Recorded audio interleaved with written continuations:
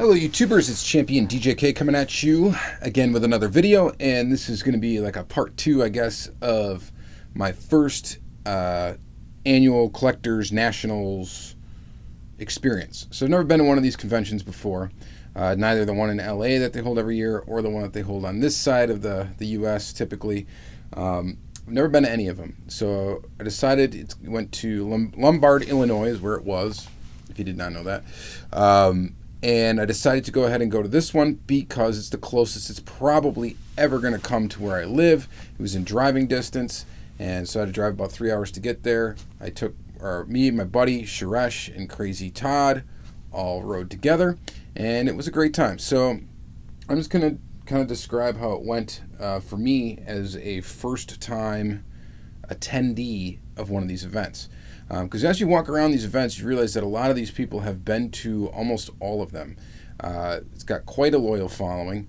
There are a lot of people that were there that have been to many, many, many conventions. So this being the 19th annual, my first one, pretty much a rookie, right? So this is kind of how it goes down. So it's held in a hotel. This one was held at the Westin in Lombard. Immediately when you get there, you can go right to the registration desk and you can pretty much immediately start buying souvenir cars. Now before you get there, they do send you out a packet that has kind of the itinerary of all the different events and what time things are available, what time you can go in and buy souvenir cars. We just went there Friday during the day. We got there around noon, and then we stayed until after the finale Saturday night, which was last night. That ended at around 10 o'clock-ish. I think we got out of there and then made it home by about 1 in the morning last night. So, and then today there was actually a open to the public sale, okay, in the main ballroom of the hotel, which is typically what they do. They have an open to the public sale.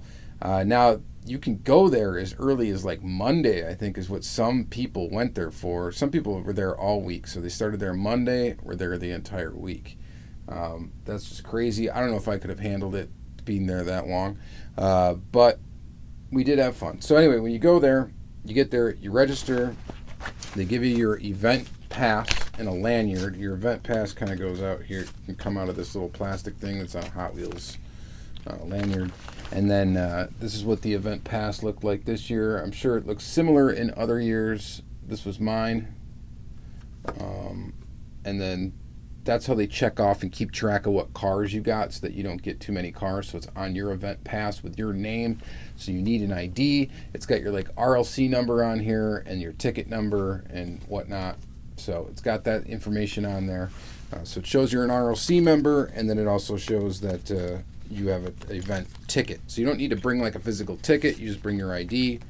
They have you in there, and they go ahead and grab your event pass and give it to you. Then they give you this goodie bag here, which looks like that. They give you this hat, comes with it, which is just like a canvas strap back hat, kind of cool. So they give you that, and then they give you this bag, and in the bag you get a Hot Wheels Convention Nationals writing utensil. You get an official Collectors Convention and Nationals notepad. So this is just to key you in that you are going to be writing down room numbers on this notepad and notes as to what was in that room in case you want to go back to it. Because trust me, trying to remember is literally impossible because there are lots of rooms and lots of people selling out of the rooms. So you get that. You get a Hot Wheels bottle opener keychain. It's kind of cool. And then you get this folder, and contained in the folder is a basic description of all the different events and stuff that's in this folder. Obviously, we're not going to go through it page by page. It's a thick packet here. Took 2 staples. But it does have some descriptions of the people that would be there. Like Mike Zarnock was there, so it has some description of him. It had the different designers that would be there, which was Brendan Vituski, Ron Wong was there, Larry Wood, Manson Chung. Anyway, it's got different descriptions of who's there and kind of more spelled out description of what the events that they have there are. They have events, they have seminars, they have all that kind of stuff. It kind of describes all that. And then you get a schedule as to what everything's happening. So you can see Tuesday they have early bird registration and souvenir sales. So you could have bought your souvenir cars as early as Tuesday. And it's got all these events. And then there was your the other side of the page that goes all the way through to Sunday. So lots of stuff going on. We basically didn't do any of the events. I participated in the customs contest, and I won second place, and I'll kind of explain that more in one category. I'll explain that in a second. But we did that, and we did the finale, and that was pretty much it. You had to go to the finale to get the finale car. But you could have just got the car and turned right back around and left if you weren't interested in what they were going to talk about. But there was all sorts of different stuff that you could have bought into. There's a bingo session. There's a lot of different add-ons to your original ticket that do cost extra money. The ticket itself to go to this event, by the way, was $75 to get this event. And what's included in that is this little swag bag here or whatever, and the finale car is what's included in that. All the other souvenir cars and stuff like that, that is all extra. That all costs extra. And I'll get into the prices of those when I show them in the second segment of this video, and we're going to open up some of these souvenir cars. And but there's all sorts of other stuff. Charity poker tournament. There's bingo. You can buy vending machine sessions where you can get a vending pole and pull something out of there. There's all sorts of extra add-ons to your ticket. And when you do sign up for it, they give you an email and ask you what kind of add-ons you want to buy onto the ticket as well. So lots of different stuff. And you can go to Collectors Events Unlimited. I think they have a website, so you should be able to go there and find out more information than what I can give you today. But I didn't do all of that, obviously. We kind of went on the cheap. Driving there, we stayed one night in a hotel with someone that was already there the entire week, so we just gave him some money to let us crash in the room. Didn't spend much time sleeping anyway. Went to bed at like 2 in the morning, woke up again at like 8 in the morning and got back to it. So, and then they have, there's an autograph schedule, so you can get autographs. I didn't do any of that either, but my buddy Suresh did. And a questionnaire about how your experience went. And I never did fill this out to give to them. So anyway, we'll just kind of keep that all together. And then you could have also filled out a Collectors Events Unlimited Mattel questionnaire. So you could have filled out a question for Mattel. They pick out some random ones of these, and they answer them in the finale. So you could have asked them anything. Most popular question, I'm sure, and that came up in mine was, how are these supers making it out of Malaysia? So they did address that theft issue a little bit, which was kind of interesting to me, so I'm glad that they talked about that. All right, so that's what you get in this folder. It's basically right when you walk in, and then you get this stuff, and then what you do is you walk over to the souvenir sales table. First thing that you see typically, and you can buy raffle tickets also to win some stuff in the table before, but then the first thing that you see is older convention cars that weren't sold out at their particular conventions, the extra cars being resold at these conventions only. So you can't buy them anywhere else like brand new like this, but at these you can buy them. And they still had some of these Mercury Cougars, which is surprising to me because they only made 1,500 of them, and I don't know how many extra ones that they had at this convention, but they had some extra ones, and I wanted this car. So I'm like, I'm going to go ahead and get it. And I'm glad that I did get it because I really didn't see this going room to room in the room-to-room sales. I really didn't see this car being sold really anywhere, so it would have been tough for me to get. Anyway, we're going to rip this one open. In the second half of this video, we're going to go ahead and flip the camera around. We're going to rip this guy open, and I'm going to enjoy that. And that'll be a consolation for me not opening any of these because these are already spoken for. I'm not keeping them. So we were able to get 3 of the first 2 released cars, and they leaked these cars before the convention. So we had a drag bus, Union 76, These are limited to 5,000 pieces. I got numbers 3805, 3808, and 3811. So those are my 3 numbers. I'll show you the car close up in the second segment, but everybody else on YouTube is probably going to be showing these, especially Lamley. You've already seen them up close, so I don't really need to get that crazy about it. Car number 2 of 3 is this custom Camaro. This does actually look pretty awesome in person. Definitely wasn't excited about it when I first saw it come up. These are also limited to 5,000 pieces.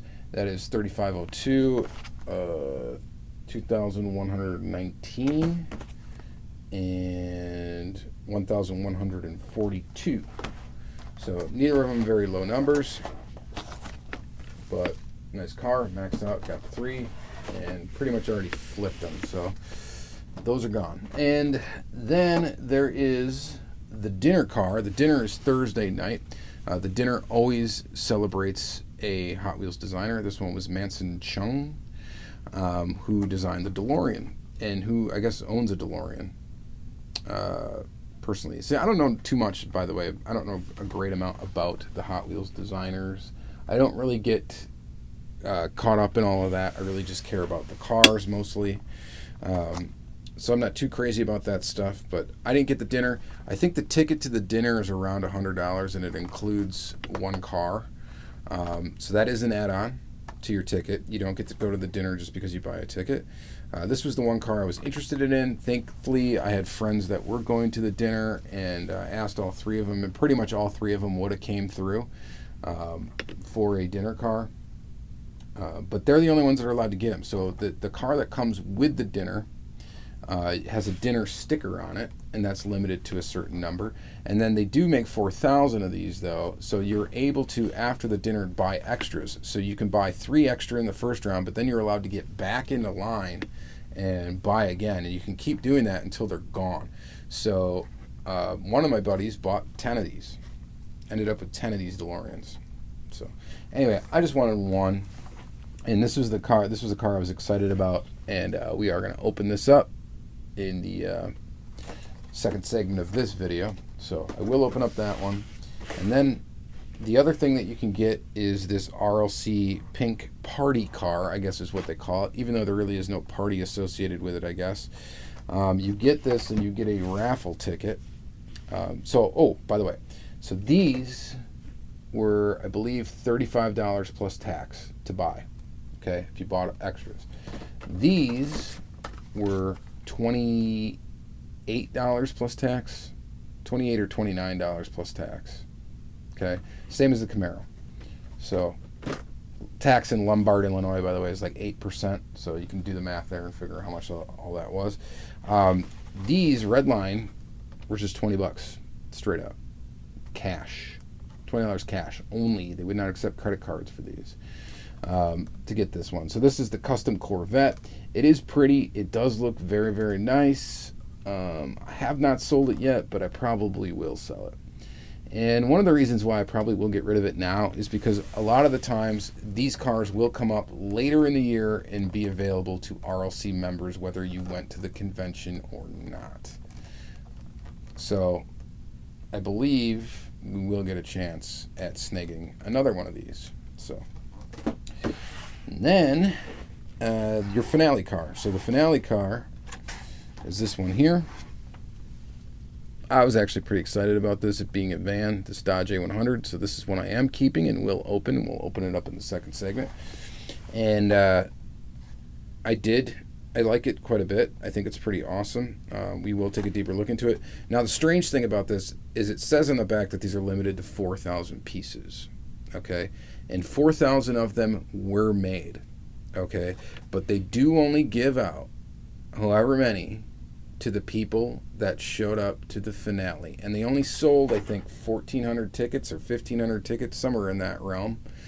So that's how many are going to be given out. So apparently what happens with the extra cars is they are ripped off of their packaging, they are stripped down and remade into Code 3 customs. Okay, I'm not going to get into really what Code 3 is, but it's not Mattel.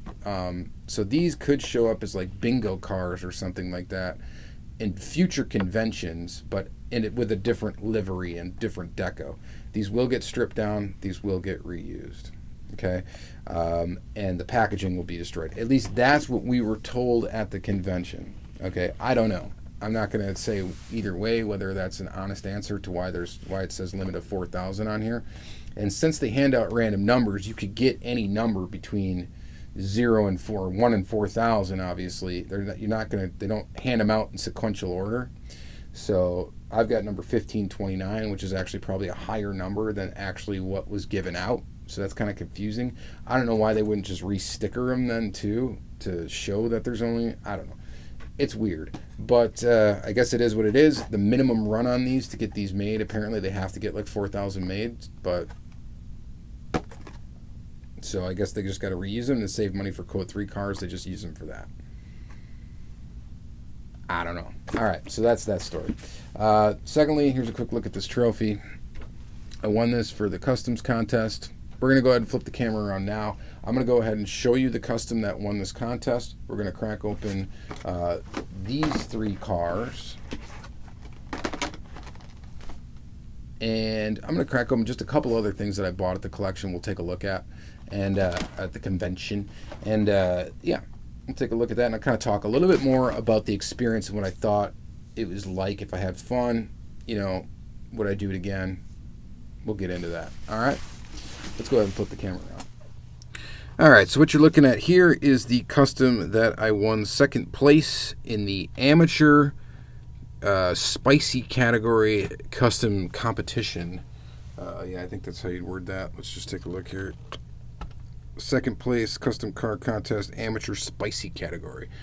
So what is spicy category? Spicy category was anything beyond just a normal paint and wheel swap.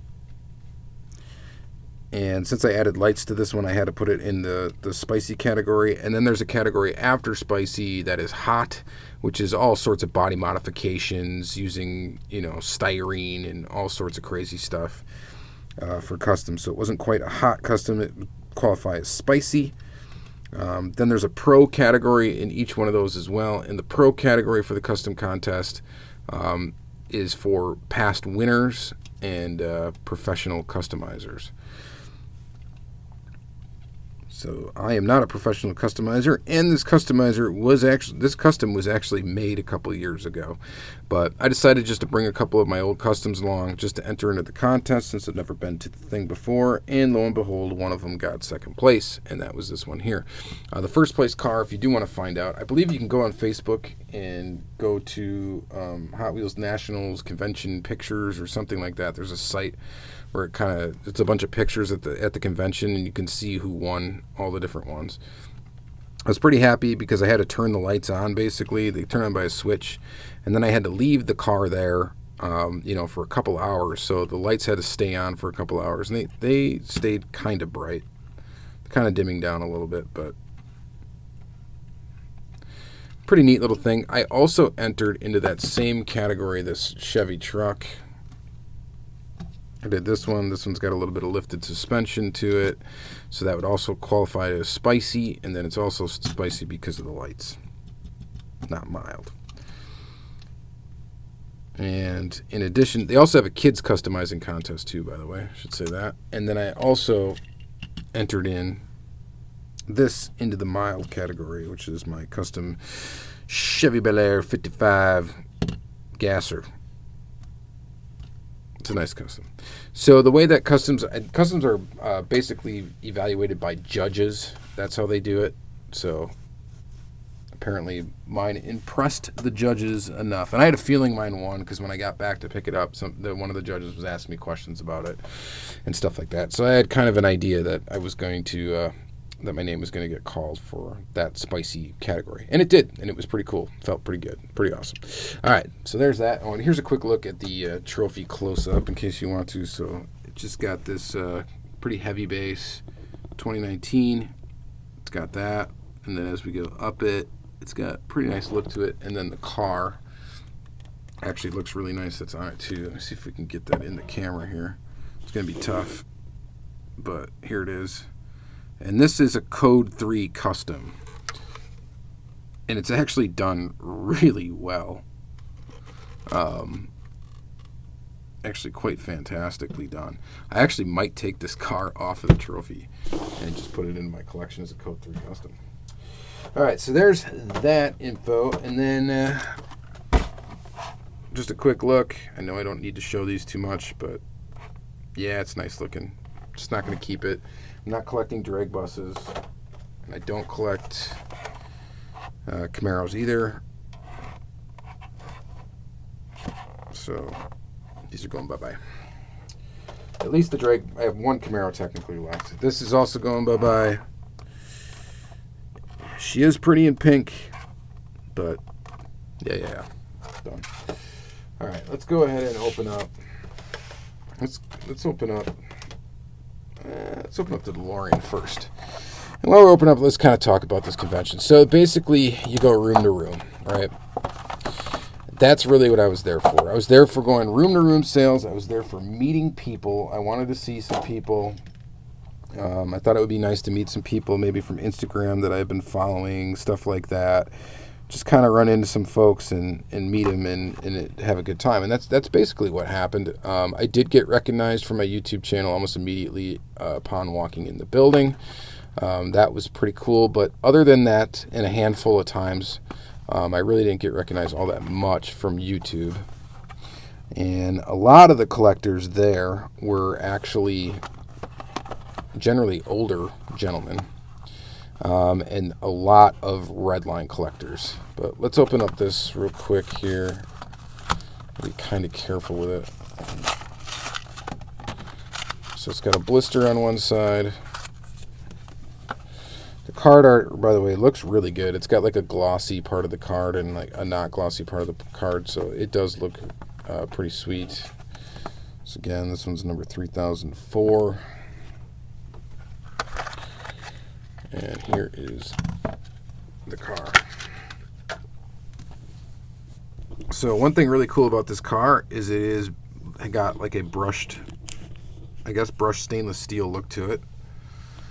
Which the actual car, if you know anything about it, is made out of stainless steel. So I guess this is the first time they've ever tried this with a paint job. That actually you can kind of see that it looks like stainless steel, like there's a brush stroke almost to it. And it is very, very cool. I love the DeLorean. I like it very much so. And this apparently is Championdjk's actual car.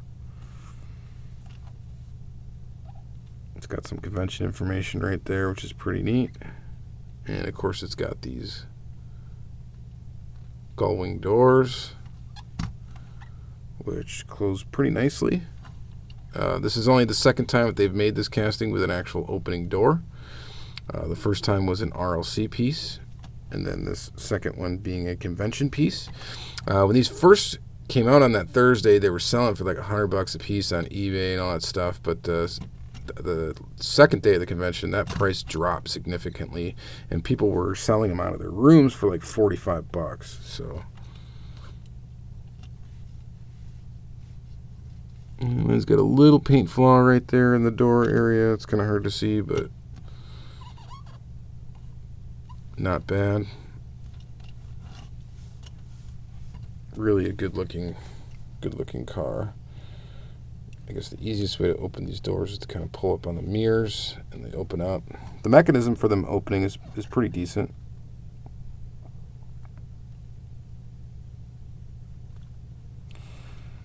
Overall, I would say that's pretty sweet. I would love to get the chrome one. The first release of this that's got the opening doors. I think that would be awesome, but this one will do. So very, very cool. And then next, let's take a look at this finale car. Go ahead and open this up. So yeah, room-to-room trading. Room-to-room trading and selling. So basically the way that works is anybody that had a ticket to the event could basically start selling out of their room.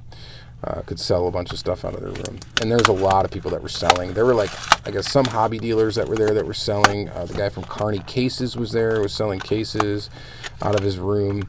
It's pretty cool. So this hotel had 18 floors. So not counting the first floor because it was the lobby floor.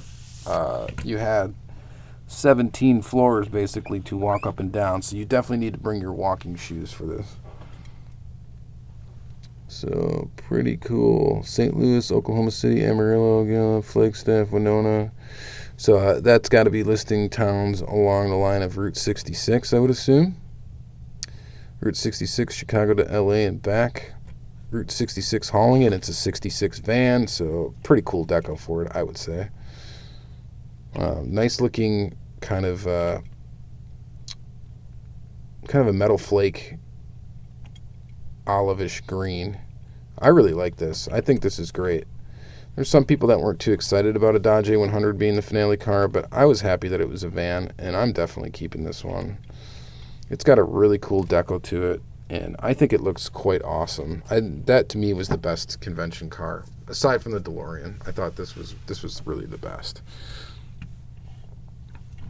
So glad to have this one in the collection. Just a fantastic vehicle. All right, so now let's talk a little bit more about room-to-room trading.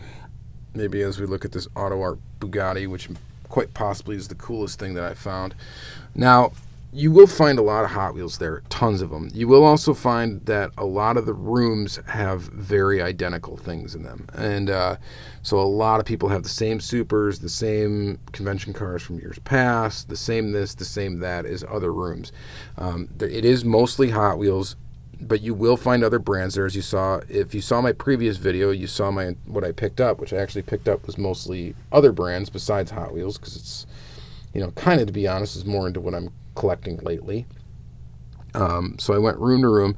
The only thing that I guess gripe I have about it is a lot of people's prices on stuff was very much in line with eBay prices. Okay, there was some good deals to be found, and I'm sure if you waited to the last moment, the last day, there was probably some people that really wanted to get rid of stuff, and you probably really could have found some smoking deals. But you had to really hunt for deals. They weren't like all over the place. So a lot of people were trying to ask high dollar for some stuff, and yes, you can negotiate. You can definitely ask people, all they can say is no. But the part that I thought that was really crazy about the room to room was how many red lines there were. It was insane how many red lines there were. And I don't collect red lines. I mean, I have a couple in my collection. None of them are super mint. None of them are worth a whole ton of money. But man, there were some big money cars there. Big money cars. There's a lot of Candy Striper gassers too that were there as well. But people were asking, exorbitant amounts of money for them. But some of these rooms that had red lights on were almost set up like little small jewelry stores, where like you had professional looking people in there grading and selling red lines. So that part of it was kind of a shock to me. I didn't really expect that to be the case. I expected, honestly, a lot more hobby dealers getting involved in it, but there really wasn't that many. This I found for half price, though, and I was really happy about that. I think it ended up costing me about $17, which is a steal on this Bugatti. Just a steal on it, this Auto Art Bugatti. And I also ended up with this Bugatti, too, because I needed this to complete my Bugatti collection. Well, I need a Speed Machine one, I think, and then it'll be complete, but I'll probably never have it because it's crazy expensive.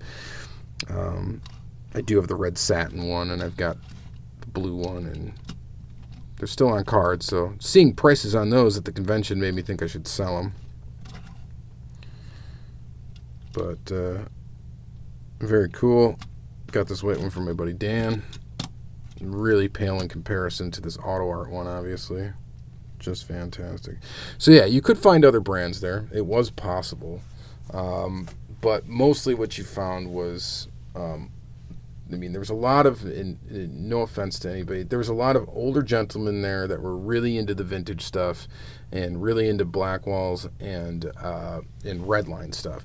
And that's great. I love Blackwell. I love the Blackwell era. The Redline era I'm not too crazy about, so I don't really get into that. And there's no way, the stuff is so pricey. One of my friends, actually, Jeremy Bolter, and I hope he's okay with me mentioning this on camera, but he found a car that was like his grail piece. It was a pink Dodge Challenger, I think. Dodge Charger, Redline. But he busted out $500 for that car. $500, which is way more than I spent in the entire trip. for one car. I just thought that was insane. Ooh, we got lucky. I really thought this was going to come out of this revealers package with a lot of packaging left on it,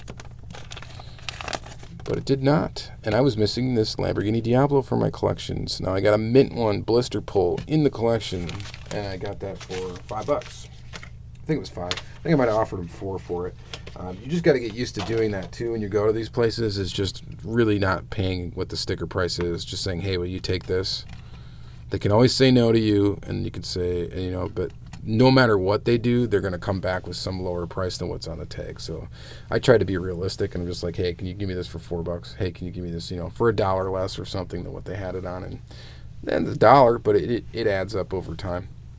So I was able to get a lot of cool stuff. But I'm going to tell you, navigating that and trying to get really good deals at the convention, and maybe it was just my experience, was a little bit more difficult than like doing it obviously at some place like a car show or something like that, where a lot of people are selling stuff they really don't want to take home with them, and you don't know as much about the diecast scene, so they don't know as much about what stuff can sell for on eBay, and they don't take the time to look it up either. So generally you're going to find a lot better deals at events like that than an event like this. But like I said, I went for the reason of doing room-to-room sales, meeting some people. I had a lot of fun doing that. In particular, a buddy that I've met through Facebook or whatever, Tor, Eric Baki, hung out with him one night, and we went room to room. Did that. Of course, hanging out with Suresh and Crazy Todd is always a good time. This is the other auto art that I found. I think it was probably the only two that I saw in the whole deal, and I bought them both. This one's pretty sweet. Got this one for $10, and I think it's worth all of $10 for sure. Very nice little car. So you could find a lot of different things. You could find, you know, there was Greenlight, there was everything. But definitely not as much as there were Hot Wheels. And there were a lot of rooms that were just red lines. Just red lines. Tons of them. There was I've just never seen so many red lines, in my life. And those people were very, very serious about red lines. It was just crazy. It was just crazy, really, to see someone that's even, you know, a bunch of people that are even more nerdy than I am about this diecast stuff and get really serious about the Hot Wheels brand. And that's just not me. That's really cool for other people. I'm just not super gung-ho nuts over just Hot Wheels. I collect every brand under the sun, so in 1/64 scale. But there was a lot of people that are just like Hot Wheels, Hot Wheels, Hot Wheels, Hot Wheels, and I guess that's what you expect at a Hot Wheels convention. So I'm not blaming anybody or whatever for it. It's just it was interesting. It was just definitely interesting, and it was also interesting to see that a lot of the people there were probably 50 plus, and really just, you know, black walls, red lines, and that's all they really cared about. They didn't really care too much about any of the new stuff. So, and that's understandable, because they care about the stuff from their childhood. You can't blame them. So, really cool. All right, so in closing, though, I had a really good time. By the way it works is the finale. When you get this car, they do the finale sneak peeks, and you can watch Lamley for that. I think he probably streamed it live. They answer some questions. They do sneak peeks. All of that good stuff. That's where they hand out the custom contest winner stuff and downhill racing winner stuff. And all in all, it was a pretty good experience. Will I do it again? The answer is probably not, unless it's close to me again like that. I'm not going to travel across country for it. There were people that flew from other countries to go to this thing. That's not me. It's not worth the money to me to do that. But would I go again if it was in Chicago again? For sure. Would I go again if it was somewhere in Wisconsin, like Madison, Milwaukee, or something like that? Yeah, I would definitely do that. Chances of it coming close to me again, though, it's probably not going to happen for a long time. So I probably won't be to one for a long time. But I was glad to experience it. I did haul a bunch of cool stuff, and yeah, it was a pretty neat thing. And mostly it was just cool to hang out with Todd, Suresh, and have fun hunting with them. Room to room. But yeah, bring your walking shoes if you ever go to one of these, because my feet still hurt. All right, so that's going to be it for this video, guys. Hopefully you enjoyed it, and hopefully it was somewhat insightful to those of you that may have not ever gone to one of these, and hopefully to those of you that have gone to these, I sort of gave it an accurate description of what it was, I guess, like to go to. So this is kind of a rambling video, but hopefully you enjoy it. And thank you very much for watching. Have a good day.